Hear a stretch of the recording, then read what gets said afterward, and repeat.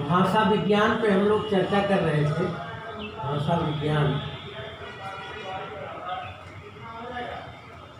और इस भाषा विज्ञान के तहत जो है हमने हिंदी भाषा की उत्पत्ति के बारे में आप लोगों को बताया। और हिंदी भाषा की उत्पत्ति के संबंध में उन्होंने बताया कि सबसे पहले संस्कृत आती है, और संस्कृत के दो रूप मिलते हैं, एक वैदिक संस्कृत, दूसरा लौकिक संस्कृत। वैदिक संस्कृत वह था जिसमें वेद, पुराण और आरण्यक लिखे गए, और जबकि लौकिक संस्कृत जो है जिसमें महाकाव्य लिखे गए अर्थात रामायण और महाभारत। फिर वैदिक संस्कृत लौकिक संस्कृत के पश्चात, यानी कि ये जो आपका जो संस्कृत वाला समय है ये प्राचीन आर्य भाषाओं का समय है, और वो ये 2000 ईसा पूर्व से लेकर के कितने तक है, 500 ईसा पूर्व तक। फिर 500 ईसा पूर्व यानी 6ठी शताब्दी ईस्वी में जब हम आ जाते हैं तो उस समय जो है क्या होता है कि गौतम बुद्ध का पदार्पण होता है, और गौतम बुद्ध ने पाली को जो है अपने जो है धर्म के उपदेश की भाषा बनाया। क्योंकि पाली भाषा जो है ऐसी थी, एक जन भाषा के रूप में थी, तो जनता से जुड़ने के लिए इन्होंने क्या किया, पाली। क्योंकि संस्कृत जो है उस समय संस्कृत का धीरे धीरे क्षरण होने लगा था, और संस्कृत इलीट क्लास अर्थात अभिजात्य वर्ग के लोगों की भाषा रह गई थी, और इनको पूरे जनमानस में प्रचार करना था जो है अपने बौद्ध दर्शन का, अपने बौद्ध धर्म का। तो इन्होंने जन भाषा यानी उस समय तत्कालीन पाली भाषा में जो है अपना उपदेश दिया। और इसके लिए उन्होंने जो है जो ग्रंथों की रचना करवाया वो ग्रंथ त्रिपिटक कहलाता है। और त्रिपिटक में जो है सुत्त पिटक, विनय पिटक और अभिधम्म पिटक, ये 3 पिटक है। ठीक है, थोड़ा समराइज कर दे रहे हैं। फिर आप देखते हैं कि 500 ईसा पूर्व से लेकर के 1 ईस्वी तक का जो समय है ये आपके पाली भाषा का है, और उसी पाली भाषा में फिर और क्षरण होता गया, और उसके बाद प्राकृत भाषा आई। यानी 1 ईस्वी से लेके 500 ईस्वी तक का जो समय है वो हमारे किस भाषा का है, प्राकृत भाषा का है। और प्राकृत भाषा एक ऐसी भाषा है जो प्रकृति के अनुरूप है। ठीक है, प्रकृति के अनुरूप है, और कहीं न कहीं जो जन भाषा के निकट है। और फिर इसी प्रकृति से फिर जो है आगे चल करके अपभ्रंश भाषा का वो होता है। ठीक है, तो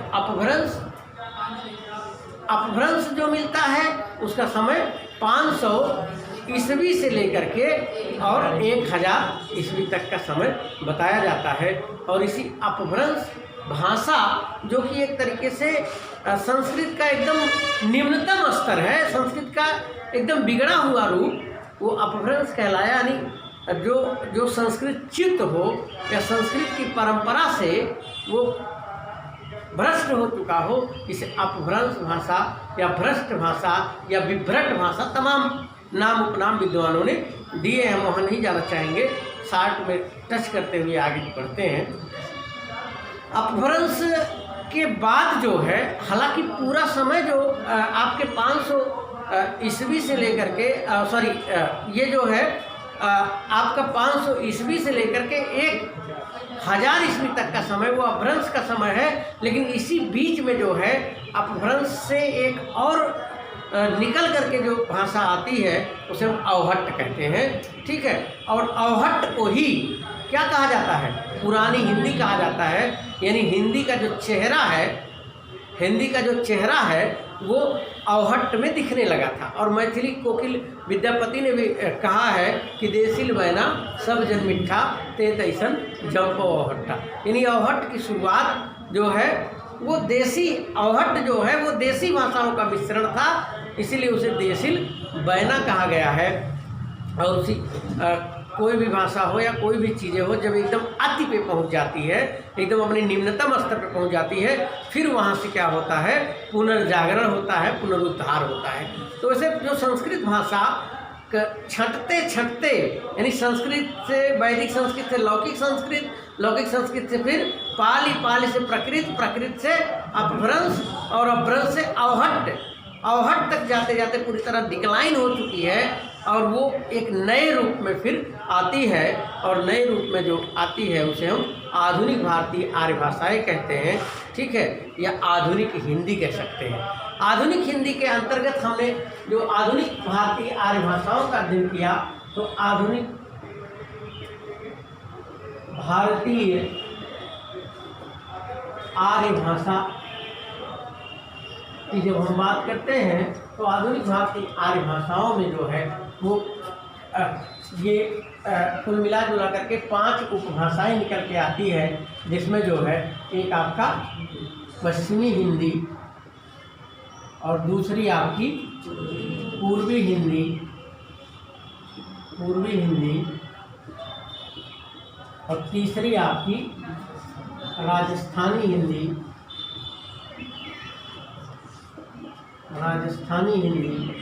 और चौथी आपकी बिहारी हिंदी,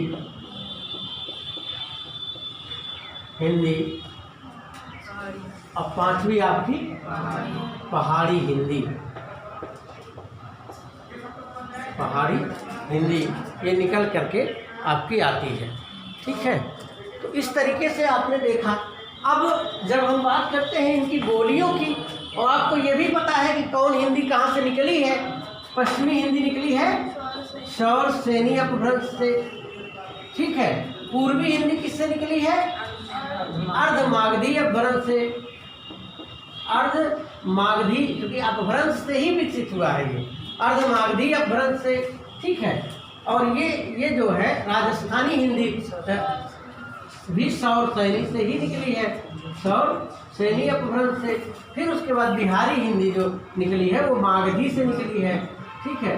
बिहारी हिंदी मागधी से, और पहाड़ी हिंदी खस अपभ्रंश से निकली है, ठीक है, खस अपभ्रंश से निकली है।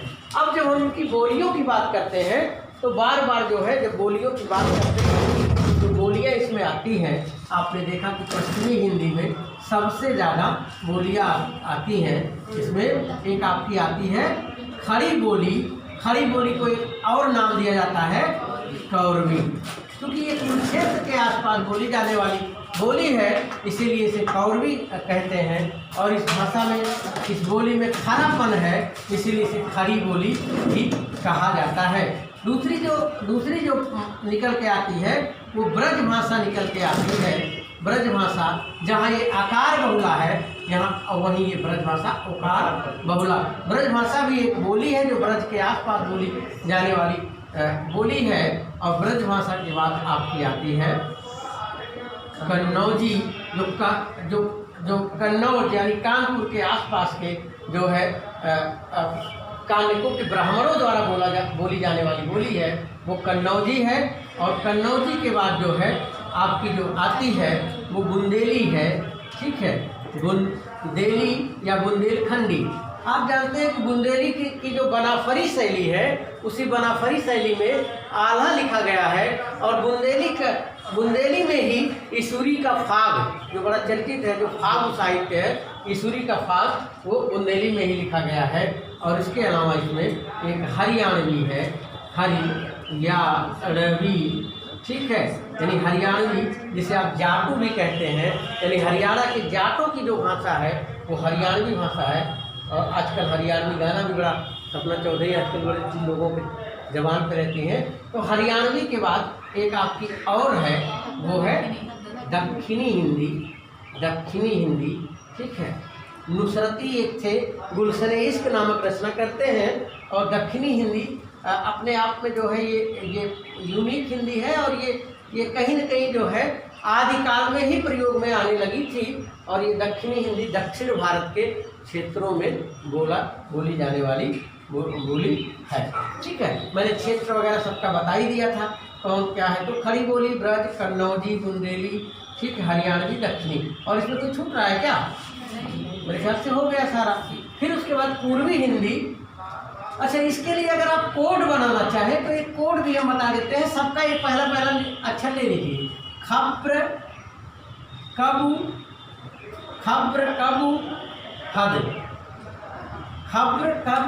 हद। ये कोड भी कर सकते हैं, हो सकता है ज़्यादा बोलियां हो, 1 2 3 4 5 6 बोलियां हैं, तो इसको खब्र कबू हद करके याद कर सकते हैं। ठीक है, कुछ लोग कौहद करके याद करते हैं, तो खब्रबू कौहद यानी कौरवी करके, मतलब जो भी जैसे भी आप तरीका अपना आपका हो सकता है। के बी एच डी कर सकते हैं। ठीक है, तो अब जैसे भी आप प्रयास कर पाए वो आपके ऊपर है। पूर्वी हिंदी के लिए एक कोड है। ठीक है, कोड है आ ब छ, या फिर एक कोड और है ए बी सी डी, यानी ए भार अवधि, बी भार बघेली और सी फार छत्तीसगढ़ी यानी आफार अवधि, बाफार बघेली, छाफार छत्तीसगढ़ी। अवध क्षेत्र जिसमें हम लोग रहते हैं। ठीक है, आपके लखनऊ से लेके इधर बाराबंकी, आपका रायबरेली, आपका अमेठी, आपका सुल्तानपुर, आपका अयोध्या, अंबेडकर नगर। ठीक है, इन सब क्षेत्रों में जो बोली जाती है वो अवधी है। और अवधी का साहित्य भी अपने आप में बड़ा विस्तृत है, बड़ा व्यापक है। और आपको पता है कि गोस्वामी तुलसीदास ने जो लिखा है रामचरितमानस, जो घर घर में जो है वो पढ़ा जाता है। हालांकि मैंने इसके साथ एक चीज़ और कहा कि रामचरितमानस के साथ साथ आप लोग अपने घरों में संविधान भी रखिए, क्योंकि आधुनिक जो भारत है वो संविधान के अकॉर्डिंग चल रहा है। रामचरितमानस से आप मर्यादा को लीजिए, आदर्श को लीजिए, लेकिन जो नियम कानून है, ठीक है, उन नियम कानून को आप संविधान से ग्रहण करिए। तो अवधि में लिखा गया रामचरितमानस सर्वश्रेष्ठ ग्रंथ है। और अवधि में जितने भी सूफी कवि हैं, चाहे वो मलिक मोहम्मद जायसी का पद्मावत हो, चाहे मुल्ला दाऊद का जो है चंदायन हो, चाहे नूर मोहम्मद का अनुराग बांसुरी हो, ठीक है, चाहे वो आपका जो है तमाम, और उस्मान का जो है कौन सी रचना चित्रावली हो, चाहे वो शेख नबी का क्या लिखे हैं, शेख नबी ने क्या लिखा है, ज्ञानदीप हो। ठीक है, तो तमाम रचनाएं हैं। ठीक है, चाहे वो शेख निसार का यूसुफ ज़ुलेखा हो, चाहे वो नूर मोहम्मद का एक हंस जवाहिर किसका है, कासिम शाह का, सॉरी हाँ, कासिम शाह का हंस जवाहिर हो। ये सारी जो सूफी रचनाएं हैं वो किस में है, अवधि में ही है। ठीक है, अवधि में ही है। ठीक है, और एक कवि और अवधि में लिखता है इधर आकर के, जो आपके त्रिलोचन शास्त्री, जिन्हें अवधि का अर्धान कहा जाता है, और सानिट के जन्मदाता भी हैं, और जो है अवध के किसान कवि भी कहे जाते हैं। तो मतलब अवधि का अपना एक महत्व है। और हम लोग जिस क्षेत्र में रहते हैं वो अवधि का ही एक क्षेत्र है। ठीक है, दूसरा बघेलखंड। ठीक है, बघेलखंड के राजपूतों के कारण उस एरिए का नाम बघेलखंड पड़ा, और बघेलखंड में बोली जाने वाली बोली बघेली है। और उसके बाद छत्तीसगढ़ में बोली जाने वाली बोली जो है वो छत्तीसगढ़ी है। राजस्थानी की बात करते हैं तो राजस्थानी भी सौर शैली से निकली है। राजस्थानी में आपका जो है जयपुरी, मालवी, मेवाती, और कौन एक है,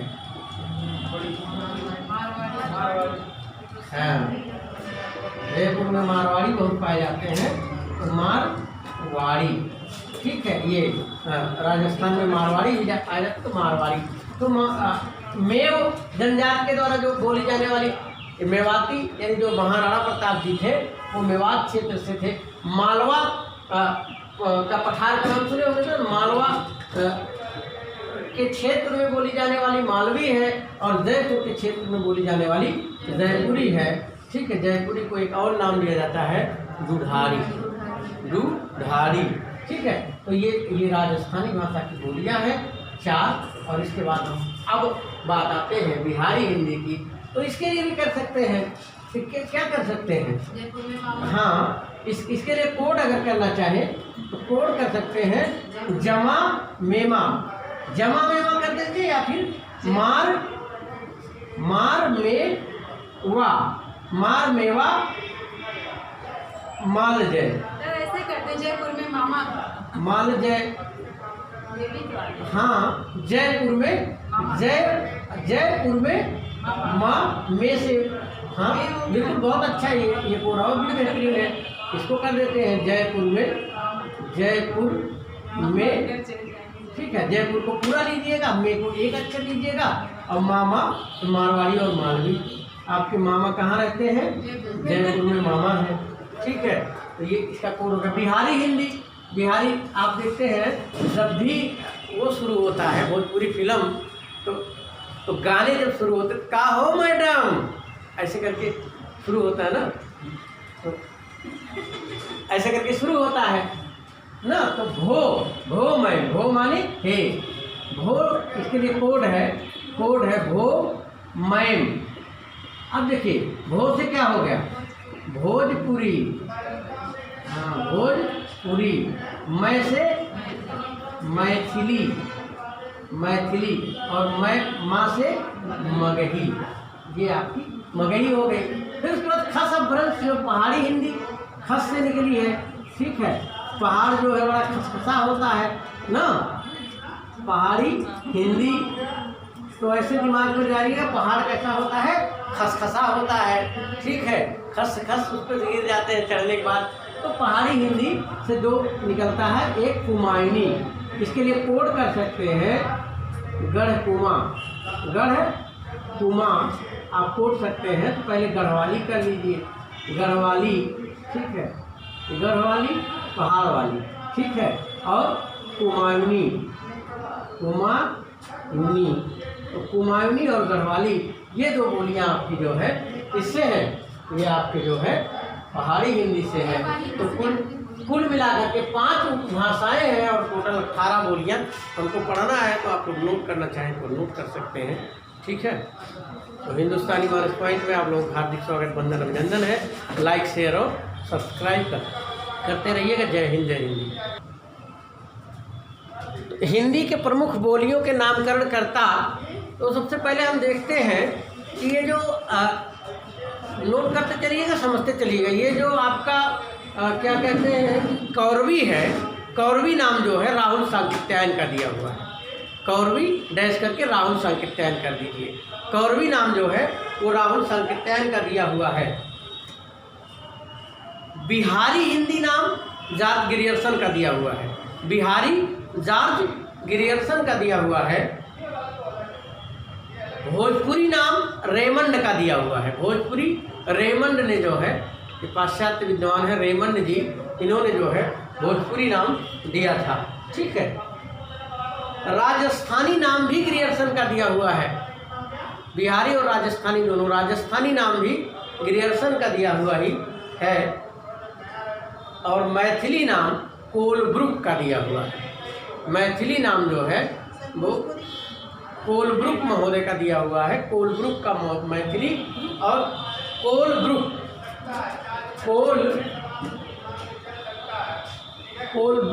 नाम के ब्रुक का दिया हुआ है, ठीक है, मैथिली। और उसके बाद जो है आपका एक बच रहा है, वो बच रहा है कौन सा?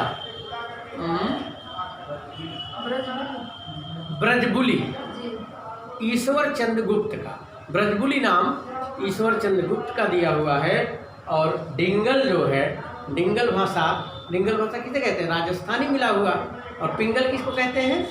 ब्रज मिला हुआ। भूलेंगे नहीं अब ना, ठीक है। वो कोड बता ही दिया हुआ, ऐसा कि भूलना तो नहीं चाहिए फिलहाल, ठीक है। लड़कियां भूल जाए लेकिन लड़कों को नहीं भूलना चाहिए, क्यों? चलिए, नहीं लड़की सब न भूले भैया। हाँ, वो कोलब्रुक कौन सा है? हाँ, पिंगल। ये आपका जो डिंगल नाम है वो बांकी दास का दिया हुआ है। हाँ, डिंगल जो है बांकी दास का दिया हुआ है। पिंगल का पूछता नहीं, पिंगल का उस तरह जिक्र भी नहीं मिलता किताबों में, तो डिंगल का मिलता है, ठीक है। अब डिंगल पिंगल है क्या, जाने रहिए। डिंगल भाषा डिंगरा रे डिंगरा, यानी जिसमें अपभ्रंश के साथ राजस्थानी मिला हो, ठीक है। जिसमें अपभ्रंश के साथ राजस्थानी मिला हो। कल हमने बड़ा सुंदर सा प्यारा सा कोड बताया था, तो रोज रोज कोड नहीं बताना ठीक है, तो थोड़ा सा निकाल भी है। तो डिंगल राजस्थानी, अपभ्रंश प्लस राजस्थानी, और पिंगल अपभ्रंश प्लस ब्रज भाषा, ठीक है। तो डिंगल पिंगल क्लियर हो गया ना। जिसमें ब्रज भाषा मिला हो तो पिंगल है, ठीक है। और जिसमें वो हो वो डिंगल है। तो इस तरीके से ये है। ठीक, तो आप लोगों ने देखा इसका, धन्यवाद। तो आगे हम चर्चा कर लेते हैं इसकी जो राजस्थानी है, जो कि सौरसैनी अपभ्रंश से निकली है। इस राजस्थानी की जो बोलियां हैं, इसके लिए हमने जयपुर में मामा एक कोड बताया, और जय से जयपुरी, में से मालवी, ठीक है, में से मेवाती, और माँ से मालवी, और अगले वाले माँ से जो है मारवाड़ी। ठीक है, तो यानी राजस्थान का जयपुर, मालवा, मेवात और मारवाड़ क्षेत्र जो है, यहाँ ये राजस्थानी बोलियाँ बोली जाती हैं। और इनके बारे में अगर हम चर्चा करें तो अगर हम देखते हैं कि जो बोलियाँ हैं ये, तो जयपुरी जो है इसको दुधाड़ी भी कहते हैं, और ये जो है पूर्वी राजस्थान में, ठीक है, जो पूर्वी राजस्थान का पूर्वी भाग है वो जो है जयपुर कहलाता है। और उस जयपुर में बोली जाने वाली बोली ये जयपुरी है। और इस जयपुरी के क्षेत्र के तहत जो है एक तो जयपुर आता है, और दूसरा आपका जो है अजमेर आता है, और तीसरा किशनगढ़। अजमेर शरीफ का जो दरगाह है, ठीक है, वहाँ जो है वहाँ की जो लोकल भाषा वो जयपुरी की है। ठीक है, और दादू पंथ, जो दादू दयाल जी ने दादू पंथ चलाया था, उस दादू पंथ का साहित्य भी जो है राजस्थानी भाषा के जयपुरी में ही मिलता है। और एक तरीके से कि जयपुरी का जो साहित्य है वो राजस्थानी का प्रमुख रूप से लोक साहित्य है। और हड़ौती, तोरावादी, कठैड़ा और इसके अलावा 84 जो है इसकी बोलियां हैं। तो कभी कोई हड़ैती पूछ सकता है कि हड़ैती किसकी है, ठीक है, टोरावाटी भी पूछ सकता है। तो हड़ैती और तेरावाटी जयपुरी की है। और दुधारी, जयपुरी का दूसरा नाम क्या है, दुधारी। जयपुरी किस जगह बोली जाती है, ये प्रश्न बनेगा। तो पूर्वी राजस्थान, किन किन भागों में, ठीक है। तो जो जयपुर और किशनगढ़ और एक आपका अजमेर, जयपुर, किशनगढ़, अजमेर, इन जगह पर बोली जाती है। और इसकी जो सहायक क्रिया है, छू है, छय है ना, फ्लू है, चला है। तो जैसे बोलेंगे तो जैसे मान लीजिए को आप कह सकते हैं कि जो है हिंदी में अगर हम कहेंगे अपने कि दुल्हन जो है घूंघट की आंख से देख रही थी ना, तो बिंदड़ी घूंघट की ओट छय देख रही छी, यानी है की जगह छय का इस्तेमाल ज़्यादा होता है। ठीक है, हाँ, देख रही छी, रही की जगह री होता है। ठीक है, रही की जगह री। तो ये आपका कौन सा हो गया, जयपुरी के बारे में हो गया। जयपुरी के बाद अगर हम बात कर लेते हैं लगे हाथ, चलिए मेवाती की कर लेते। तो जो महाराणा प्रताप जो मेवाड़ क्षेत्र है, मेवाड़ क्षेत्र वो मेव बाहुल्य एरिया है। ठीक है, तो मेव बाहुल्य एरिया में जो बोली जाती है कि वो मेवाती कहलाती है। और ये उत्तरी राजस्थान है। ऐसा भी पूछा जा सकता है कि मेवाती किस राजस्थान के किस भाग में बोली जाती है। तो अगर जयपुरी राजस्थान के पूर्वी भाग में बोली जाती है तो मेवाती राजस्थान के उत्तरी भाग में, यानी ऊपर वाला राजस्थान का जो पोर्शन है, जो मेव बाहुल्य एरिया है, वहाँ मेवाती बोली जाती है। और मेवाती की एक मिश्रित बोली जो है अहिरवटी या अहिरवाटी है। तो अहिरवाटी किसकी मिश्रित बोली है या किसकी उपबोली है, तो आप कहेंगे मेवाती की। ठीक है, हाँ, मेवाती अहीर से जोड़ लीजिएगा। मेवाती मान लीजिए किसी का नाम मेवाती हो, अहीर हो, तो मेवाती अहीर जोड़ लीजिए ऐसे करके समझने के लिए। ठीक है, तो ये जो है इसको जो है एक जो अन्य नाम है वो राठी है, नेहर है। राठी आप दिया बाती देखते तो राठी फैमिली है, तो कभी दिया बाती देखिएगा तो उससे थोड़ा सा और उनकी भाषा से, इनके कल्चर से आप परिचित हो जाएंगे। और कटहर है, गुंजरी है, इसकी जो है उपबोलियाँ हैं। ठीक है, तो तेरे पीछे कैसो छोरा आवे है, तुम्हारे पीछे किसका छोरा आ रहा है। ठीक है, तो इस तरीके से आपका ये मेवाती हो गया। और मेवाती के बाद हम चर्चा कर लेते हैं मालवी पे। तो मालवा जो प्रदेश है जिसमें देवास है, आपका उज्जैन है, रतलाम है, इंदौर है, ये एरिया जो है ये जो है मालवा क्षेत्र के अंतर्गत आता। तो यहाँ पे मालवी बोली जाती है। और जो है ये राजस्थान की एक राजस्थानी भाषा की एक बोली है मेवाती। और इसके अलावा जो है ये कुछ मध्य प्रदेश के भागों में, यानी कि मध्य प्रदेश से सटा हुआ जो राजस्थान है उस एरिए में ये बोली जाती है। ठीक है, तो ये आपका मेवाती हो गया। और अब आपका जो है मारवाड़, तो मारवाड़ को जोड़िएगा जहाँ से जोधाबाई है, जोधाबाई। मेवात से जोड़िएगा कौन थे, राणा प्रताप। और मारवाड़ से जहाँ से जोधाबाई थी यानी जोधपुर। ठीक है, जोधपुर, अजमेर, किशनगढ़, जैसलमेर। जोधपुर, अजमेर, किशनगढ़, जैसलमेर में जो है ये आपकी मारवाड़ी बोली जाती है। और यहाँ के जो रहने वाले लोग मारवाड़ी कहलाते हैं। यहाँ के जो बणिक हैं वो लोग मारवाड़ी कहलाते हैं। और कलकत्ता में ये लोग बसे हुए तमाम हैं तो मारवाड़ी नाम से जाते जाते हैं। बिजनेस करते हैं आजकल का। तो ये जो है एक सेठ जी की, जी हाँ बोट धनवान, एक सेठ जी हाँ बोट धनवान। तो टकार बहुला बोली ये है। ठीक है, बहुत की जगह बोट धनवान। ठीक है, वो बहुत बड़ा बोट बड़ा। औड़ा जो बोलेंगे ना ओड़ा की तरह, अड़ा वाले अड़ा की तरफ चल, बोट बड़ा, इस तरह का उच्चारण निकलता है।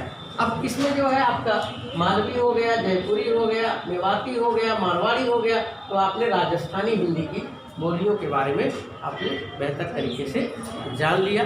ठीक है, तो इसके बाद अब हम जो चर्चा करने जा रहे हैं वो बिहारी हिंदी की।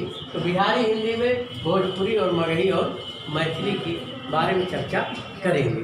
तो भोजपुरी को आप बढ़िया से जानते हैं कि भोजपुरी भाषा जो है एक ऐसी भाषा है जो जिस तरीके से विकास कर रही है वो जो है आने वाले समय में ये हमारी जो 8वीं अनुसूची है जिसमें 22 भाषाएं हैं उन 22 भाषाओं में शामिल हो जाएगी जल्द ही। और भोजपुरी जो है क्योंकि आपको पता है कि मगध जो मगध साम्राज्य था वो बिहार का एक जो है बहुत बड़ा साम्राज्य था। और आपको पता है कि ये सब जो थे गणानंद वगैरह या चंद्रगुप्त वगैरह, जब घनानंद को पराजित करके चंद्रगुप्त बनते तो कहाँ शासक बनते, मगध के ही ना।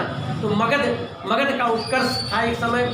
जो पोजीशन आज दिल्ली का है ना, सल्तनत काल में दिल्ली का पोजीशन बना। उसके पहले प्राचीन काल में मगध का वो वर्चस्व रहता था। तो मगध के आसपास की बोली जाने वाली जो बोली है वो उसी मागधी वो जो अपभ्रंश है वो मागधी अपभ्रंश है। और इसी मागधी अपभ्रंश से क्योंकि बाद में फिर बिहार के रूप में इसको डेवलप हुआ क्योंकि वहाँ बौद्ध विहार बहुत ज़्यादा थे, इसीलिए एरिए को जो है बिहार कहा जाने लगा। वो प्रदेश बाद में फिर बिहार बन गया। तो नहीं तो मगध एक गणराज्य था। तो बिहारी हिंदी की जो बोलियां हैं इसमें जो है आपका भोजपुरी, मैथिली और मगही है। तो अगर हम इसकी बात करते हैं भोजपुरी, तो हमने जैसा कि बताया कि भोजपुरी नाम किसका दिया हुआ है, रेमंड महोदय का दिया हुआ है। किसका दिया हुआ है, रेमंड महोदय का दिया हुआ है। और इसका क्षेत्र भोजपुर है, शाहाबाद है और छपरा है। इसके अलावा चंपारण, गांधी जी ने जहाँ राजकुमार शुक्ल जी के कहने पर चंपारण सत्याग्रह किया था, ठीक है, किसानों के लिए। तो ये एरिया है। और आपको पता है कि ये सब एरिया जो भोजपुर है, छपरा है, शाहाबाद, चंपारण है, ये कहीं न कहीं पूर्वी उत्तर प्रदेश से सटा हुआ है। और उसका प्रभाव जो है हमारे पूर्वी उत्तर प्रदेश, जो कि हमारे उत्तर प्रदेश के सबसे पूर्वी जिला देवरिया है, तो देवरिया में भी इसका प्रभाव है, भोजपुरी बोली जाती है। और देवरिया के अलावा आप आएंगे कुशीनगर में भी भोजपुरी बोली जाती है। और आप यहाँ तक आ जाइए गोरखपुर तक, गोरखपुर और गाजीपुर तक भी इसका प्रभाव दिखता है। और साथ ही साथ कहीं न कहीं बलिया और बनारस में भी देखते मिल जाता था, कुछ क्षेत्रों में भोजपुरी का प्रभाव है। ठीक है, और भोजपुरी को बनारस में अगर देखा जाए, बनारसी में तो इसे कसिका कहा जाता है। ये प्रश्न कई बार बना है कि कसिका किसे कहते हैं। ठीक है, तो उसी भोजपुरी को जो बनारस में बोली जाती है उसे कसिका कहते हैं।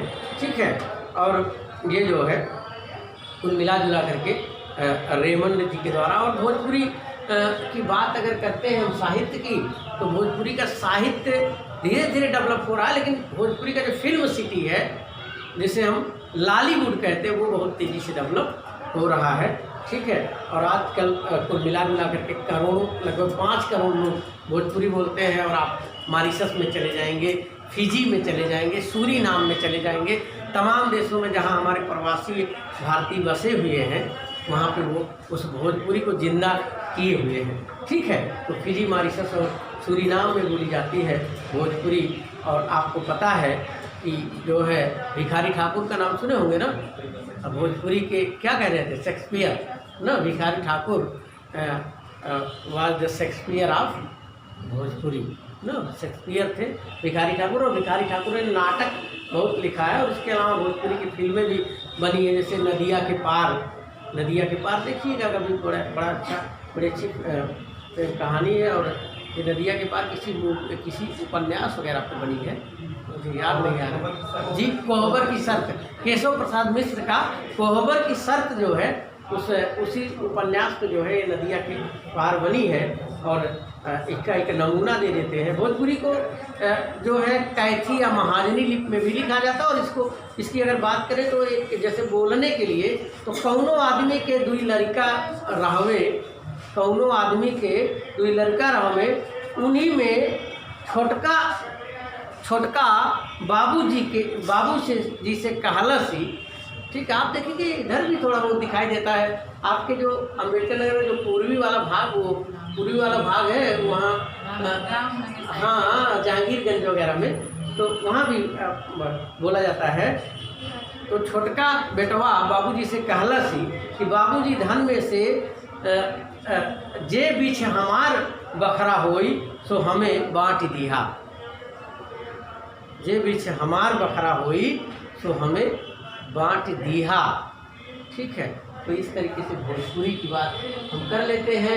भोजपुरी के बाद हम मैथिली की बात करते हैं। तो मिथिला के प्रदेश में बोली जाने वाली जो भाषा है वो मैथिली है।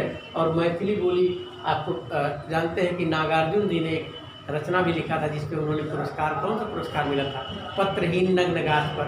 ठीक है, तो साहित्य अकेडमी मिला था। तो भोजपुरी वो मैथिली जो है, मैथिली का भी साहित्य जो है अपने आप में बहुत ही विकसित है। और ये मिथिला प्रदेश में बोली जाने वाली बोली है मैथिली। बिहारी हिंदी की एक प्रमुख बोलियों में इसका नाम मैथिली का लिया जाता है। ठीक है, तो ये आपका हो गया। और उसके बाद फिर हम बात करते हैं मैथिली के बाद अगला है मगही। तो एक गाना आप लोग सुनते होंगे, मगहिया का पान बड़ा फेमस है वहाँ। पान जो है बड़ा, और एक गाना आप लोग सुना होगा कि खाए के मगहिया के पान ना, पहले गाते थे हे राजा हमरा जान लेवा का। तो मगही जो है एक जो है मगध के आसपास की जो बोली है वो मगही है। और पूछा भी जाता है प्रश्न, तो ये आपका बिहारी हिंदी का हो गया। ठीक है, कल नोट करा देंगे। अब थोड़ा सा चर्चा कर देते हैं, कम से कम चर्चा हो जाए। फिर पहाड़ी हिंदी की बात करते हैं। तो पहाड़ी हिंदी में भी आप देखते हैं यानी जो पहाड़ों पे हिंदी बोली जाती है, सीधी सीधी बात है। पहाड़ी हिंदी क्या है, तो जो पहाड़ों पे हिंदी यानी पर्वतीय प्रदेशों में जो हिंदी बोली जाती है, ठीक है, वो हमारी पहाड़ी हिंदी है। और पहाड़ी हिंदी की जो उत्पत्ति हुई है वो खस अपभ्रंश से हुई है। पहाड़ी हिंदी की उत्पत्ति किससे हुई है, खस अपभ्रंश से हुई है। तो खस अपभ्रंश से हुई है। और इसमें जो है अभी देखिए वहाँ पे चमोली में क्या आ गया था, अभी देखिए वो हो गया ना, बाढ़ टूट गया था फिलहाल। तो गढ़, इसमें दो आते हैं गढ़, इसका कोड है गढ़ कुमा। तो गढ़ से गढ़वाली और कुमा से कुमायनी। तो गढ़वाली और कुमायनी इसकी दो बोलियां हैं। तो अगर हम गढ़वाली की बात करें तो जो जहाँ पे अभी बाढ़ आया है, बाढ़ क्या आया है मतलब एक बांध मेरे ख्याल से टूट गया था ना। तो ऋषिकेश धाम ऐसे कुछ करके था। तो फिलहाल गढ़वाली जो पौड़ी गढ़वाल उत्तराखंड का एरिया बड़ा पवित्र एरिया माना जाता है, देवताओं का स्थल माना जाता है। टिहरी गढ़वाल, पौड़ी गढ़वाल इस तरीके से है। और इसके बाद चमोली, एक मेरा फ्रेंड भी था इलाहाबाद में चमोली का, ठीक है। तो वो लोग नेपाली टाइप में लगते हैं ना, नेपाल पहाड़। तो मैं सोचा पहले नेपाली है, तो बातचीत में बड़ा अच्छा दोस्ती, बड़े साफ दिल के लोग होते हैं। तो दोस्ती हुई, हमारी बातचीत भी होती थी। हालांकि उसके बाद इलाहाबाद से आने के बाद छूट गया। तो वो लड़का जो है बहुत अच्छा दोस्त बन गया था। तो वहाँ चमोली का था, आज दिन होता तो नंबर होता, पूछते भाई क्या स्थिति है, कैसे क्या है, तो संपर्क ही टूट गया। तो चमोली जिला है वहाँ पे गढ़वाल में। तो वहाँ पे भी बोली जाती, पूछ सकता है कि चमोली में, क्योंकि चमोली क्योंकि हाईलाइटेड रहा, क्योंकि चमोली में बात टूटा है। तो थोड़ा करंट से जोड़ते हुए देख लीजिए, चमोली में कौन सी बोली बोली जाती है? गढ़वाली। इसके अलावा उत्तरकाशी, और फिर वहीं से हम आ जाते हैं कि सहारनपुर हमारा सबसे पश्चिमी प्रदेश है, तो इसका अवरोध सटा हुआ है गढ़वाल से, ठीक है, तो सहारनपुर में भी इसका बोला जाता है। तो यानी अगर हम कहें टिहरी गढ़वाल में, ठीक है, चमोली में, ठीक है, और उत्तर प्रदेश के सहारनपुर में, तथा जो है उत्तराखंड के उत्तरकाशी में ये बोली जो है बोली जाती है। और प्राचीन जो केदारनाथ जो था, वो केदारनाथ एक धाम था, वो गढ़ कहा जाता था, गढ़ों का क्षेत्र कहा जाता था। और ये कई गढ़ मीन्स होता है क्या? किला, ठीक है, कई किले थे पुराने समय में, तो वो केदारनाथ धाम गढ़ों का क्षेत्र, इसीलिए उसी गढ़ के नाते, उन्हीं गढ़ के नाते इसका नाम गढ़वाली पड़ा। क्लियर? गढ़वाली क्यों पड़ा? क्योंकि केदारनाथ क्षेत्र जो है वो गढ़ों का क्षेत्र कहलाता था, और इसके नाते गढ़वाली पड़ा। और ये जो है वहाँ पे बोला जाता है, और इसका साहित्य मिलता है। और इसके बाद जो है इसमें जो है मांगलू, जागर, पवाड़ा और झुमैला जो है इसके मुख्य काव्य रूप हैं। मांगलू, जागर, पवाड़ा और झुमैला। पवाड़ा नहीं, पवाड़ा कहाँ है? पवाड़ा दूसरे उसमें है, पवाड़ा गाया जाता है, ठीक है, वो इधर बुंदेलखंड साइड में है, ठीक है। ये पवाड़ा नहीं है, ठीक है, ये दूसरा है, ठीक है, पवाड़ा है, ठीक है। क्योंकि पवाड़ पाए जाते हैं, पैर गढ़वाल पवाड़ पाया जाता है, तो इस तरीके से पवाड़ा भी यहाँ का वो बोला जाता है। और इसके बाद जो है गढ़वाली के बाद आपका जो है कुमायूनी है। तो कुमायूं का जो क्षेत्र है, यानी कुमायूं गढ़वाल का जो क्षेत्र है, वहाँ पर कुमायूनी बोली जाती है। और जो है इसके तहत जो है आपका अल्मोड़ा, जहाँ पंत जी का जन्म हुआ था, ठीक है, अल्मोड़ा बड़ा ही सुंदर जगह है। इसके अलावा जो जहाँ आप लोग जाते हैं तालों में ताल, नैनीताल, तो नैनीताल में आप जाएंगे, अल्मोड़ा जाएंगे, पिथौरागढ़ में जाएंगे, और थोड़ा सा जो है थोड़ा सा उत्तरकाशी का कुछ एरिया वो भी जो है आपके कुमायूनी के क्षेत्र में आता है। तो मुख्य रूप से पूछा जा सकता है कि नैनीताल एक बहुत ही विश्व प्रसिद्ध पर्यटन स्थल है, ठीक है, तो पूछा जा सकता है कि नैनीताल में कौन सी बोली बोली जाती है। तो आप जाने रहिएगा नैनीताल में कुमायूनी, ठीक है, नैनीताल में कुमायूनी बोली जाती है। और अल्मोड़ा से जोड़ दीजिएगा पंत जी को, तो पंत जी भी अल्मोड़े का बाजार भी एक चर्चा कहीं सुना था। फिलहाल कुमायूनी जो है ये कहाँ पर बोली जाती है? मुख्य रूप से नैनीताल और अल्मोड़ा में, और इसके अलावा पिथौरागढ़ में, और थोड़ा थोड़ा उत्तरकाशी और चमोली वाले क्षेत्र में। तो यहाँ तक ये आपका जो है कुमायूनी का क्षेत्र है, ठीक है। कुमायूनी की बात करें तो जो है इसमें इसका जो उपबोलियाँ हैं एक कुमैया करके है। तो कुमैया नाम ही ऐसा है, कुमायूनी से मिल रहा है। इसके अलावा कल्द करके एक है, और पराजिया है, और कोटिया है, पछाई है, ठीक है। कल्द, पराजिया, कोटिया, कछाई और कुमैया, ये इसकी जो है उपबोलियाँ हैं, ठीक है। तो इस तरीके से जो है ये बोली जाती है। और गुमानी पंत नाम के एक साहित्यकार हुए थे। अगर पंत लगा हो तो पक्का समझ जाइएगा कि कुमायूं क्षेत्र के हैं। कुमायूं अल्मोड़ा के आसपास ज़्यादा पंत पाए जाते हैं, ठीक है। सुमित्रानंदन पंत जी और वहाँ के जो ब्राह्मण हैं वहाँ वाले, वो पंत कहलाते हैं। जैसे आपने गोविंद वल्लभ पंत, अंगूर की बेटी, उन्होंने लिखा ना, तो पंत लोग ज़्यादा जो है कहाँ पाए जाते हैं?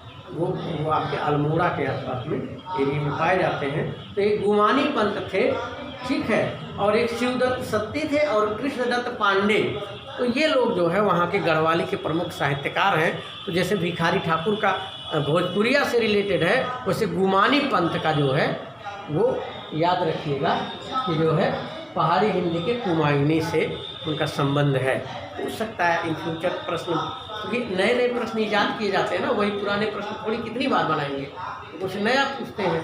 तो गुमानी पंत के बारे में, गुमानी पंत किस भाषा के हैं, ठीक है, तो उस तरह तो हिंदी भाषा के हैं, लेकिन किस हिंदी के हैं, ठीक है। तो अगर ऐसे देखा पहाड़ी हिंदी, बिहारी हिंदी, राजस्थानी हिंदी, तो खट से आप पहाड़ी हिंदी मानिएगा। अगर और अंदर घुसता है कि गुमानी पंत जो है किस बोली के जो है कवि हैं, ठीक है, तो आप उसमें जो है गढ़वाली कुमायूनी दे दिया, भोजपुरी दे दिया, मगही दे दिया, तो आप कुमायूनी मानिएगा। इस तरीके से आपका जो है ये जो बोली वाला सेशन था, ये बोली वाला सेशन समाप्त हुआ। जय हिंद, जय हिंदी।